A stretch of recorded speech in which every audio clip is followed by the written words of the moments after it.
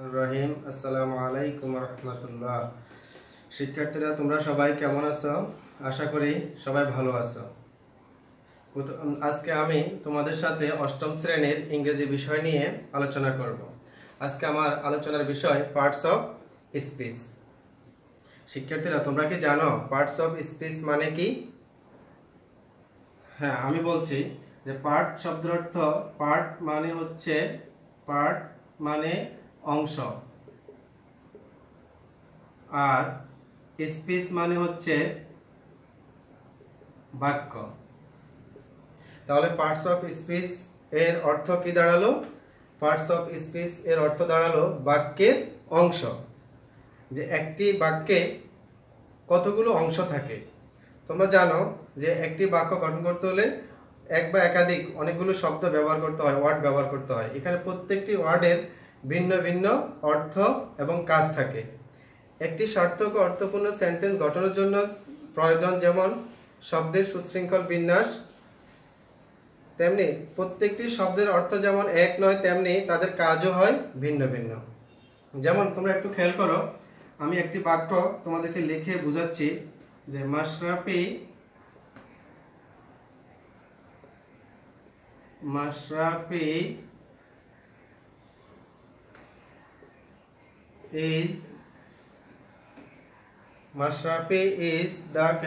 is the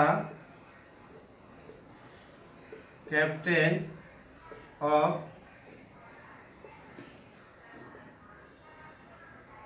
Bangladesh cricket team, and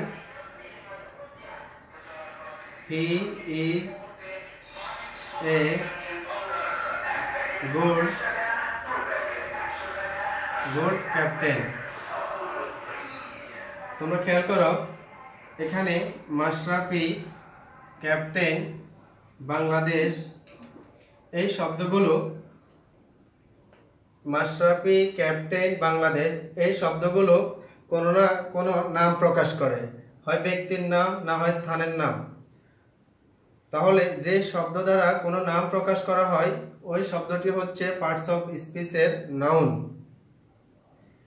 তারপরে খেয়াল করো ইজ, এখানে দুই জায়গায় ইজ আছে। ইজ এই শব্দটি দ্বারা বাক্যের হওয়া প্রকাশ পায়। তো যে শব্দ দ্বারা কোনো কাজ করা বোঝায়, হওয়া, খাওয়া, দাওয়া ইত্যাদি বোঝায়, কোনো কাজ করা বোঝায়, সেটি হচ্ছে ভার্ব। তারপরে খেয়াল করো যে এখানে একটি এন্ড শব্দটি দুটি বাক্যকে এখানে দুটি বাক্য, একটি হচ্ছে Mashrafe is the captain of Bangladesh cricket team and he is a good captain. এখানে দুটি বাক্যকে যুক্ত করেছে। যে ওয়ার্ড দুটি বাক্যকে যুক্ত করে আমরা জানি সেটি হচ্ছে কনজাংশন। এখানে আরেকটা শব্দ খেয়াল করো অফ এখানে ক্যাপ্টেন এবং বাংলাদেশ এই দুটি শব্দের মধ্যে সম্পর্ক স্থাপন করে। যে শব্দের বা যে ওয়ার্ডের কাজ হচ্ছে দুটি বাক্যের দুটি শব্দের মধ্যে সম্পর্ক স্থাপন করা, সেটি হচ্ছে প্রিপোজিশন। তারপরে এখানে খেয়াল করো গুড, এই গুড শব্দটি মাশরাফির গুণ প্রকাশ করে। যে শব্দটির কাজ হচ্ছে দোষ গুণ প্রকাশ করা, সেটি হচ্ছে অ্যাডজেক্টিভ। তাহলে খেয়াল করে দেখতে পাচ্ছ যে একটি বাক্যের মধ্যে অনেকগুলো পার্টস অফ স্পিচের অংশ আছে। যে শব্দগুলো এখানে আছে সেটি হচ্ছে হয় নাউন, না হয় প্রনাউন, না হয় অ্যাডজেক্টিভ, না হয় ভার্ব, অ্যাডভার্ব ইত্যাদি। এখন আমরা কি বলতে পারবো যে পার্টস অফ স্পিচ কাকে বলে? আমি বলছি,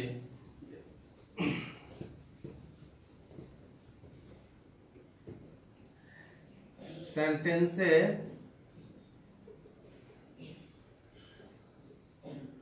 ব্যবহৃত প্রতিটি অর্থবোধক ওয়ার্ড বা শব্দকে পার্টস অফ স্পিচ বলে। যেমন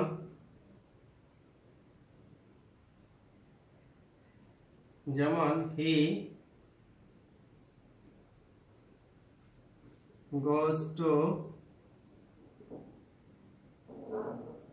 মাদ্রাসা।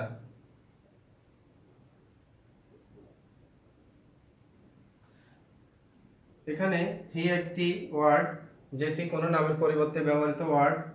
গো মানে হচ্ছে যাওয়া, যেটি দ্বারা কোনো কাজ করা বোঝায়। তারপরে টু হচ্ছে মাদ্রাসা এবং গোজের মধ্যে একটা সম্পর্ক, আর মাদ্রাসাটি হচ্ছে একটা নাউন। তাহলে এখানে যে 1 2 3 চারটি শব্দ ব্যবহৃত হয়েছে, ওই চারটি ওয়ার্ড বা শব্দই পার্টস অফ স্পিচের কোনো না কোনো অংশ। এখন আমরা শিখব পার্টস অফ স্পিচের প্রকারভেদ। তোমরা কি জানো পার্টস অফ স্পিচ কত প্রকার? আমি বলছি যে পার্টস অফ স্পিচ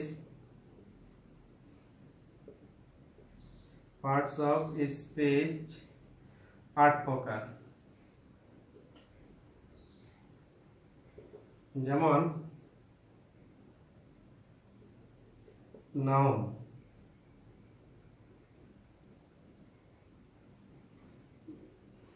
দুই হচ্ছে প্রনাউন, তিন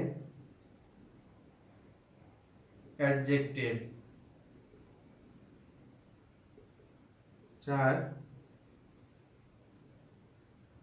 ভার্ব,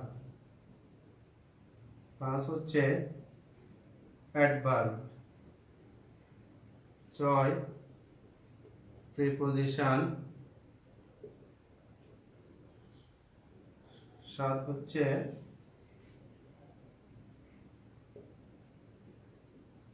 কনজাংশন, 8 হচ্ছে ইন্টারজেকশন।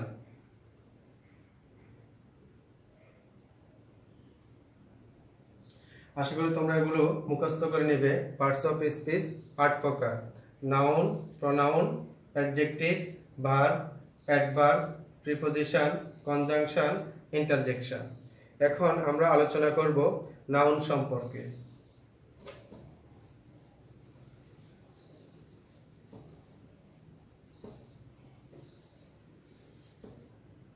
তোমরা কি জানো নাউন কি? নাউন হচ্ছে, নাউনের বাংলা অর্থ হচ্ছে বিশেষ্য। নাউন কাকে বলে তোমরা কি জানো? যে ওয়ার্ড দ্বারা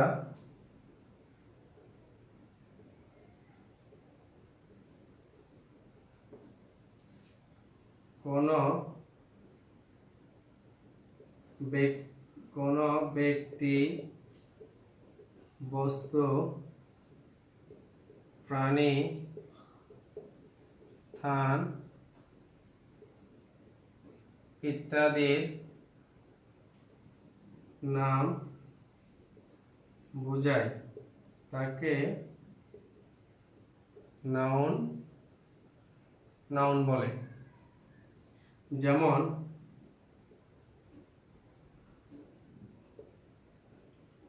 রহিম, ব্যক্তির নাম হচ্ছে রহিম, বস্তুর নাম টেবিল, প্রাণী ক্যাট, স্থান কুতুবপুর ইত্যাদি।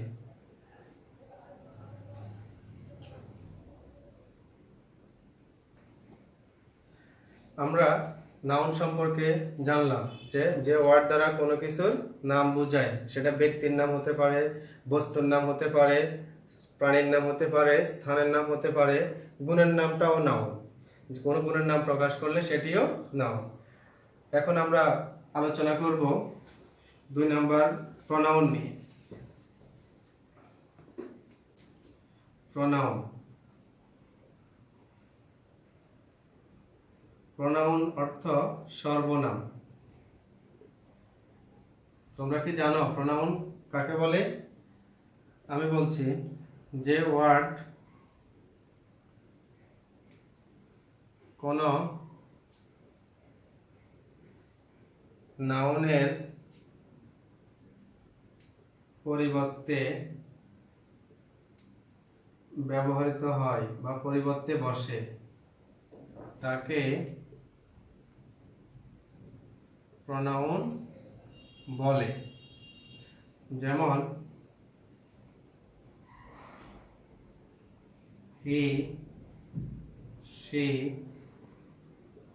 it, they, his, her ইত্যাদি। যে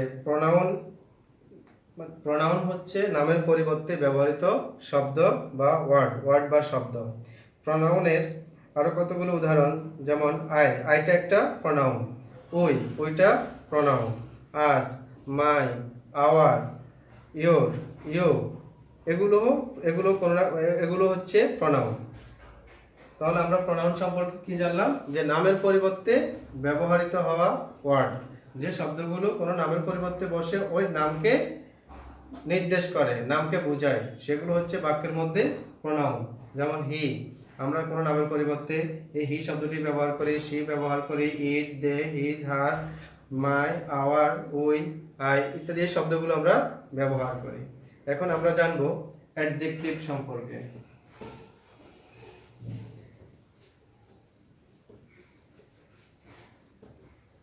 তোমরা কি জানো অ্যাডজেক্টিভ কি? অ্যাডজেক্টিভ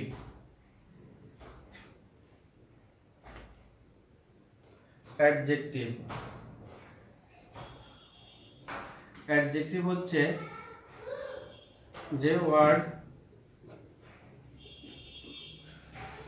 কোনো নাউন বা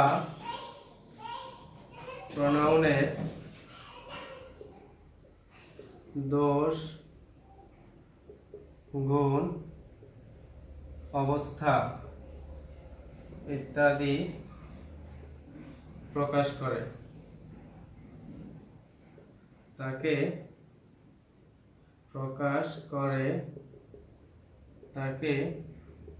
অ্যাডজেক্টিভ বলে। যেমন গুড, ব্যাড ইত্যাদি।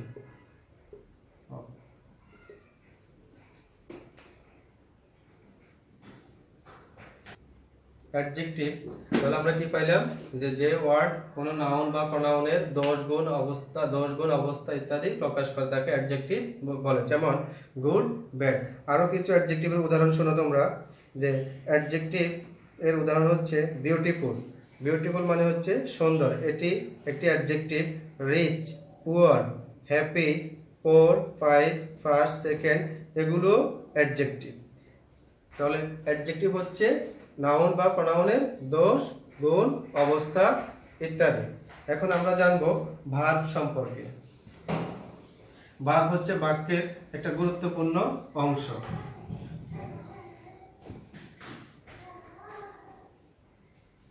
ভার্বের বাংলা হচ্ছে ক্রিয়া।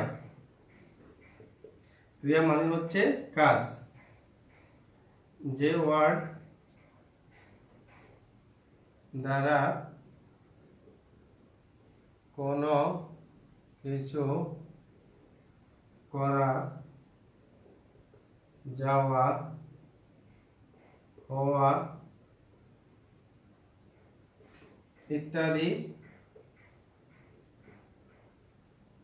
কাজ করা বোঝায় তাকে ভার্ব বলে। যেমন গো,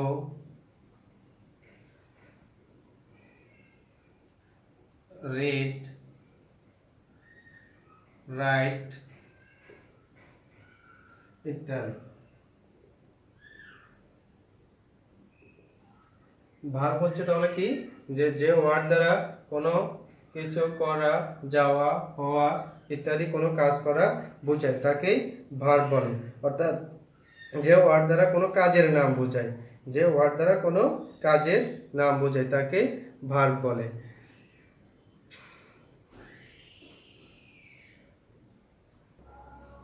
আজকে আমরা পার্টস অফ স্পিচের 4 প্রকার আলোচনা করলাম: নাউন, প্রোনাউন, অ্যাডজেক্টিভ, ভার্ব। বাকি 4 প্রকার আমরা আগামী ক্লাসে আগামী ক্লাসে তোমাদের সাথে আলোচনা করব। এখন আমি তোমাদেরকে বাড়ি থেকে লিখে আনার জন্য একটি ছোট্ট কাজ দিচ্ছি, তোমরা কাজটা খাতায় তোলো।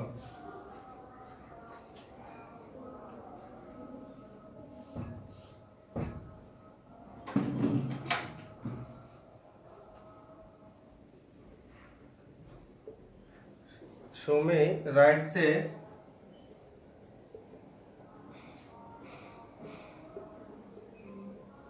letter. Roy, I have a book. Then milk is white.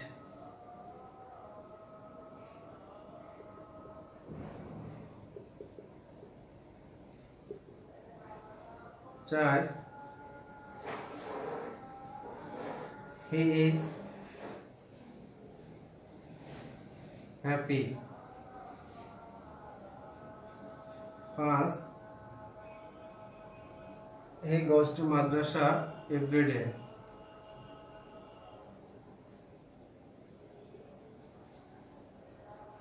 He goes to madrasa